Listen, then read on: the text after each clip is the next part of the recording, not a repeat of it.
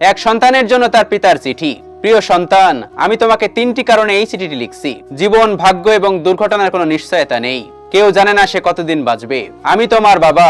আমি যদি তোমাকে এই কথাগুলো না বলি, তাহলে কেউ তোমাকে এই কথাগুলো বলবে না। যা লিখলাম তা আমার নিজের ব্যক্তিগত তিক্ত অভিজ্ঞতা। এটা হয়তো তোমাকে অনেক অপ্রয়োজনীয় কষ্ট পাওয়া থেকে রক্ষা করবে। জীবনে চলার পথে এগুলো মনে রাখার চেষ্টা করো। নাম্বার 1, যারা তোমার প্রতি সদয় ছিল না তাদের উপর অসন্তোষ পুষে রেখো না। কারণ তোমার মা এবং আমি ছাড়া তোমার প্রতি সুবিচার করা কারো দায়িত্বের মধ্যে পড়ে না। আর যারা তোমার সাথে ভালো ব্যবহার করেছে, তোমার উচিত সেটা সঠিক মূল্যায়ন করা এবং কৃতজ্ঞ থাকা। প্রতিটা মানুষেরই প্রতি পদক্ষেপে নিজ নিজ উদ্দেশ্য থাকতে পারে।